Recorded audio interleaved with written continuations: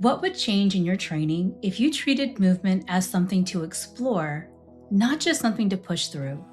Most people are taught to train by doing more, going harder, and keeping up. But that's not how we actually learn. Welcome. I'm Tierra Duncan, and this channel is all about women's health, from hormones and nutrition to fitness and stress. Real science, real conversations, and tools to help you thrive. Today, I'm joined by Stef Rance, personal trainer and CrossFit coach, to talk about why play is one of the most overlooked parts of getting stronger, moving better, and actually improving over time. What's up, Stef? Hey, Tierra, how's it going? It's going well. Excited to have you on today. Yeah, me So, too. Stef, why do you think most adults stop playing with movement as they train? So I've thought about this a lot. I have a 4-year-old and she's in the gym with me all the time and we go to the playground and I've been thinking about what is different about her movement versus most adults' movement. And I think there's some point in which when we enter adulthood, we stop playing organized sports, we stop moving for the joy of it, and we start moving as a punishment or a means to like control what we look like or the size of our body.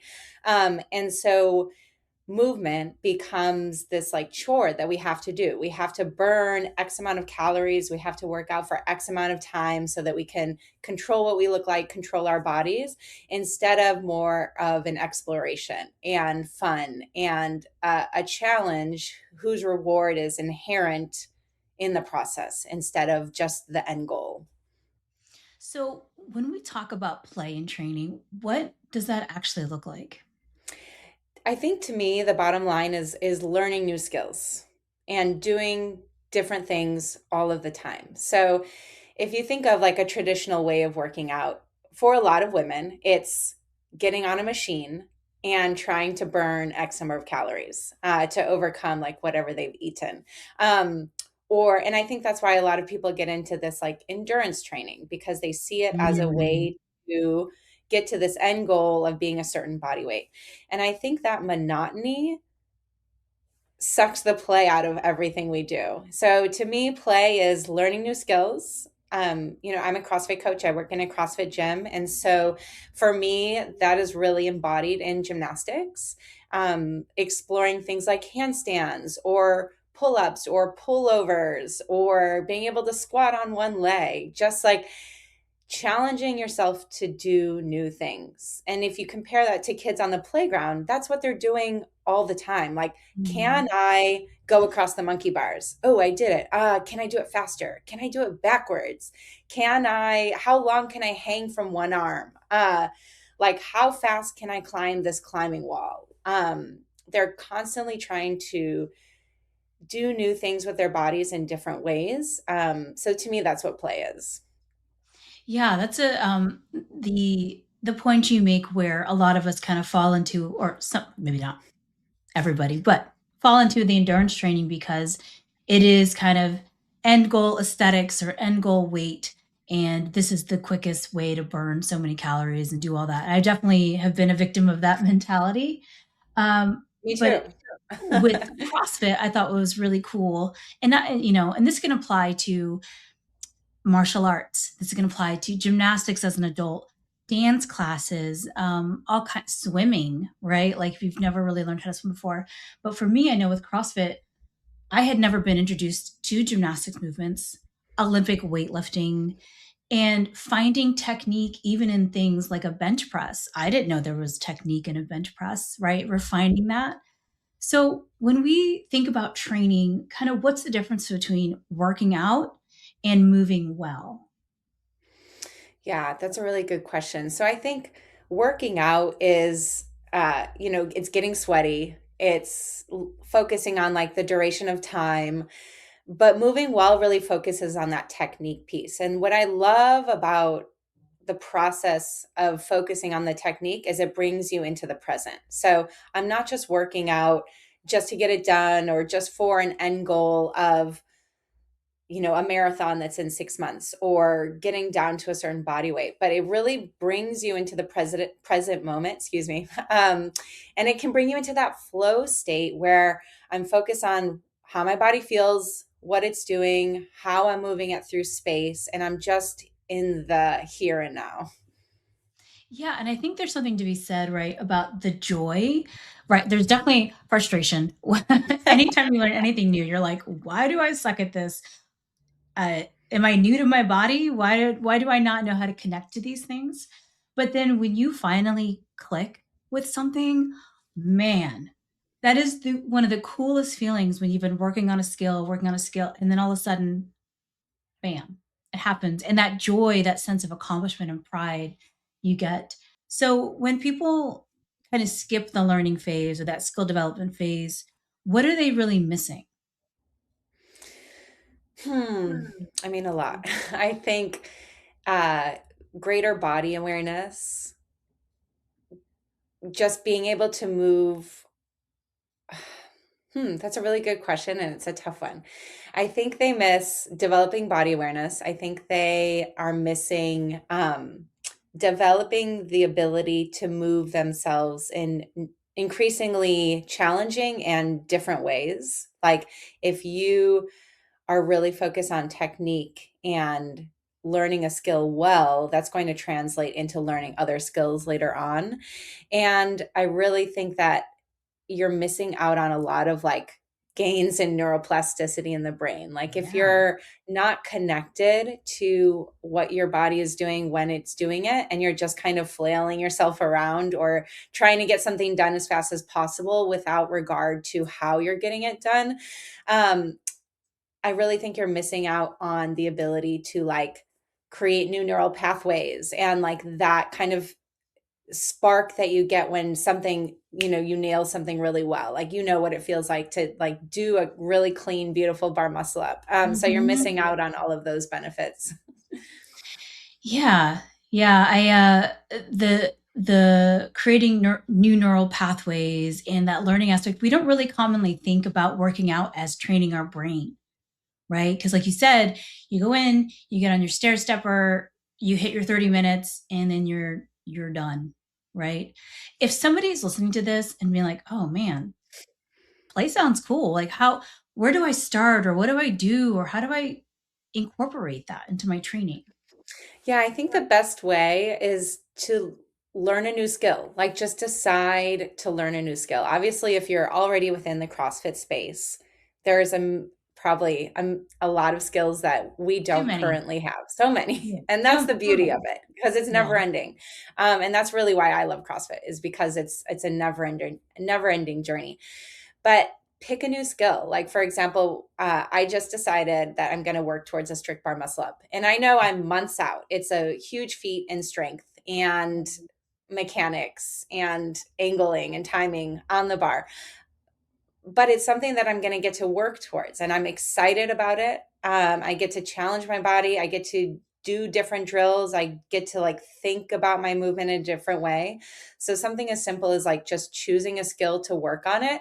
Obviously finding like a coach and a program to help get you there is really helpful. So you don't feel like you're just doing random things in the gym, but like really just setting your sights on something that you can't currently do now is, I think, the best way to bring that play aspect into what you're doing in the gym.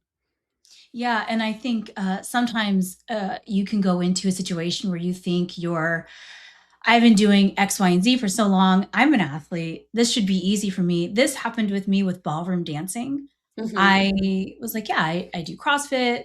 I did ballet as a kid. Sure, I can just jump in and learn how to foxtrot," right? Girl, let me tell you, again, those you're moving your body in a way that is, I don't wanna say unnatural, but so new and hard and difficult, but then you eventually learn how to connect, and you're always refining, what you're working on. So you had mentioned that you are a CrossFit coach. Hmm. What are some things that you work with, like, your clientele, and your athletes in regards to maybe, like, pulling or overhead, or you said gymnastics? Yeah, so I mostly work with people with gymnastics. So folks who want to improve toe to bar, pull up, chest to bar, muscle ups, and handstands. And for a long time, I knew I was really passionate about this like niche within CrossFit, but it almost seemed like for a while that it was reserved for the higher level athletes, like that it was just the games Mm. athletes who needed to rep out ring muscle ups, or it was just the games athletes who needed to walk on their hands.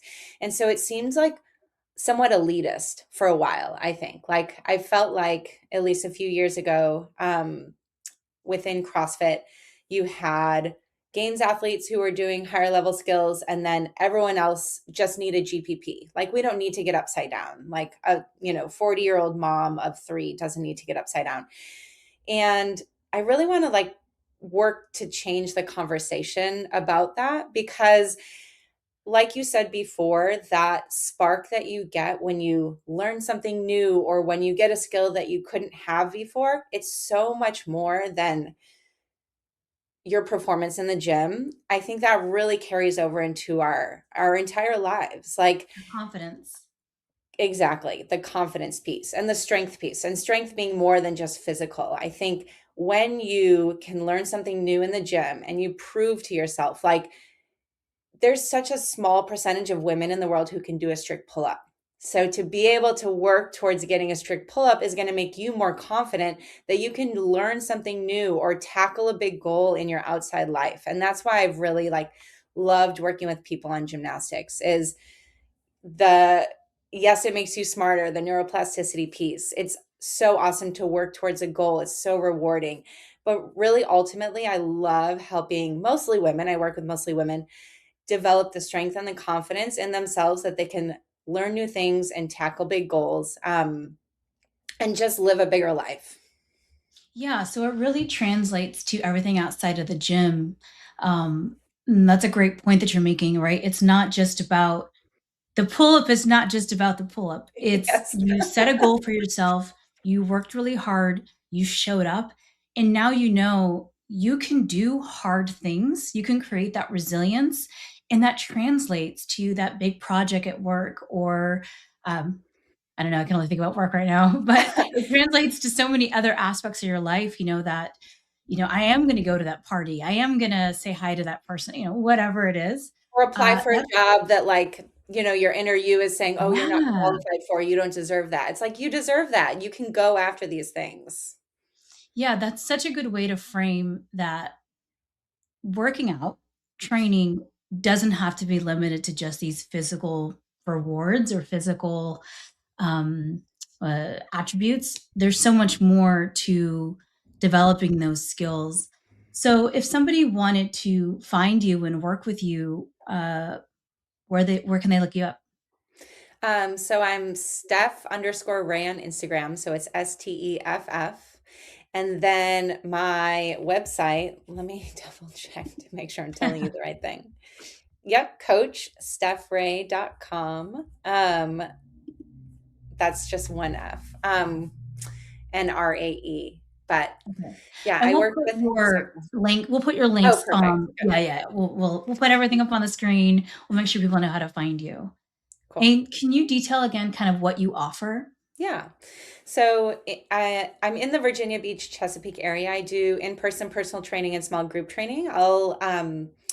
I've been holding workshops like once a month or once every other month on specific skills. And then online, I do have several group programs. So I did a program called Train Your Toe to Bar. It was a 6-week group program to improve kipping mechanics and toes to bar. And then I did just finished up an 8-week program on handstands called Hold Your Handstand. But the majority of what I do is work with people one-on-one. So I get to work with one person who tells me what they want to work on, what their goals are, and I get to create a program that's perfectly tailored to where they're at and where they want to go. And what I love about it too is that it can adjust with people as life and circumstances and goals change. So I really get to be that like support system to take out the guesswork in getting and achieving the things that they want to do.